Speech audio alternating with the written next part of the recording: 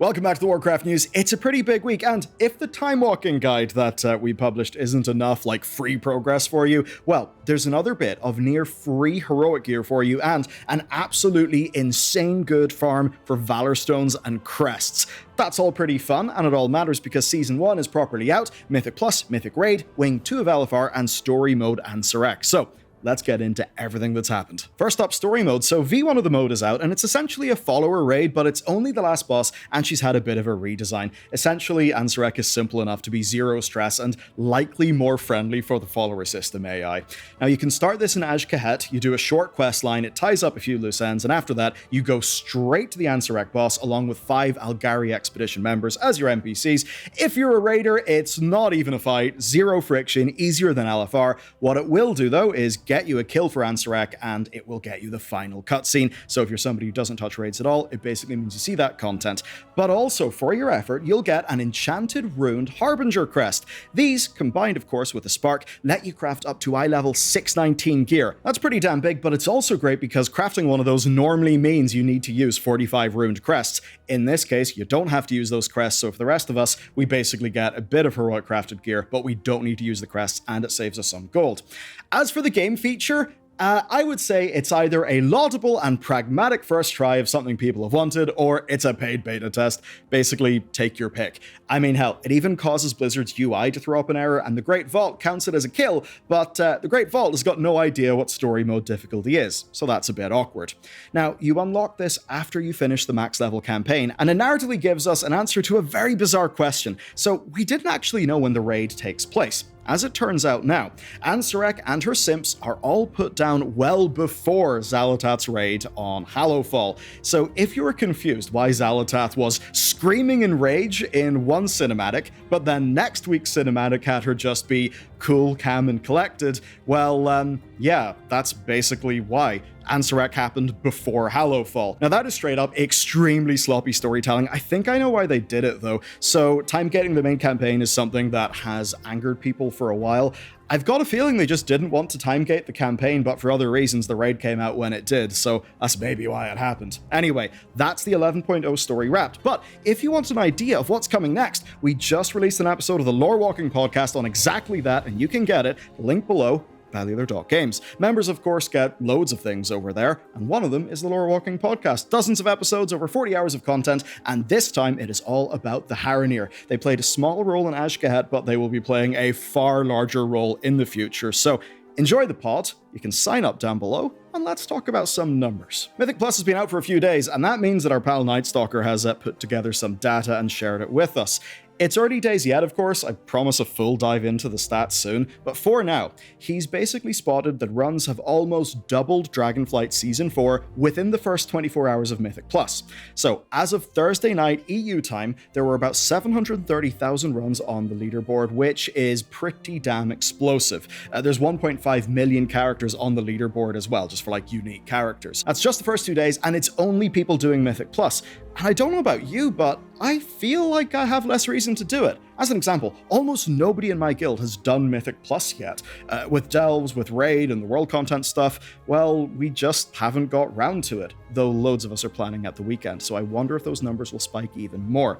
The big question is if War Within will be able to beat the Dragonflight Season 1 record of 36 million runs in 147 days. That'll be interesting to see, but do remember, Mythic Plus is in a way a bit more niche now. Mythic 0, of course, is the old Mythic Plus 10, so quite a lot of dungeon gameplay that would have been counted in Mythic Plus statistics is no longer going to, well, fall in those statistics. And then many people are just doing Delves instead because they give you great gear, and to a lot of people, with no timer but still a degree of challenge, they're a lot more fun. Anyway, that means that if Mythic Plus numbers even keep up with Dragonflight, even though Mythic Plus is a relatively smaller slice of the endgame pie, like that would be damn good news for the game. And that's even with it having a new scoring system that's actually less grindy. So let's talk about that. One thing Blizzard didn't tell us is how Mythic Plus score would change with this expansion. Now we knew it had to because we don't have the full weekly flip between Tyrannical and Fortified for our dungeons.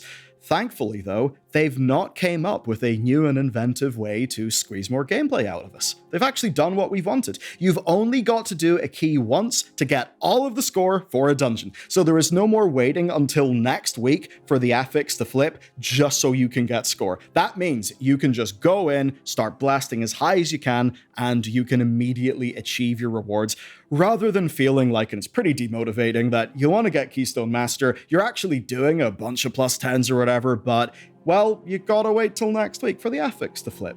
Now, this does seem like a relatively minor change, but what it means is you need to do 8 dungeons instead of 16-ish, right?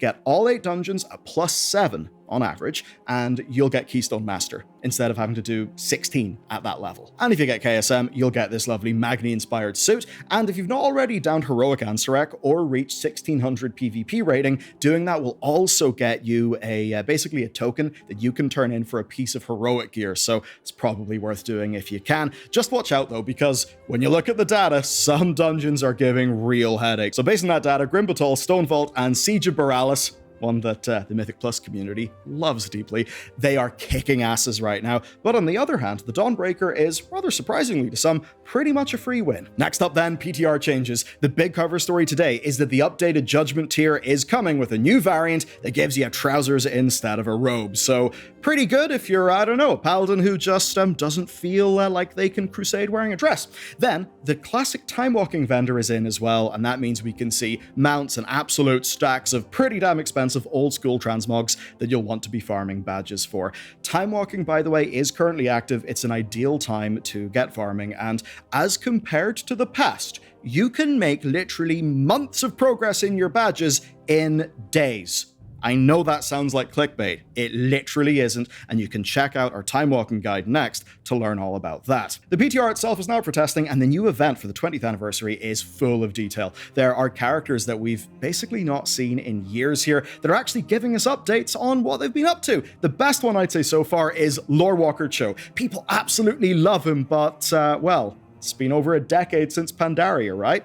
We're treated to excellently narrated reenactments of character stories throughout WoW's history. They got Jim Cummings back to do the voiceover for the character. It's lovely. And the event will also have a 20% XP and reputation buff, just as we expected. But this time it's a bit different because you get a flat 10% buff just for the event being on, but then you've got to refresh the other 10% by doing a daily. Now, all of it just takes like a few minutes of engaging within the event. It's zero effort, but a pretty good opportunity to enjoy the celebrations. Honestly, it's a neat event, full of love, full of flavor, so thumbs up. And let's finish it off with some quick fire tips, some things that you should absolutely be aware of. Number 1, if you were wondering why you suddenly stopped finding upgrades for Brand's Curios, there's a line in the hotfixes for you. Here it is.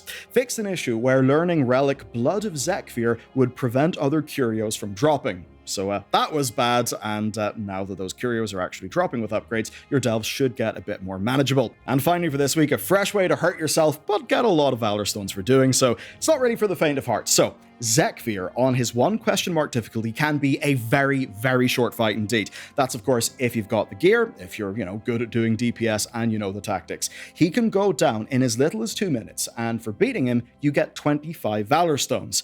25 Valorstones for 2 minutes is really fast. Theoretically, that's like 500 Valorstones per hour, and the more damage you do, the faster that will be. In our testing, we've been getting closer to like 100 Valorstones every 15 minutes or so, but that still is with plenty of mistakes being made and not a fully tricked out character. Certainly, if it's just Valorstones you want, that's a hell of a lot faster than spamming Mythic Plus.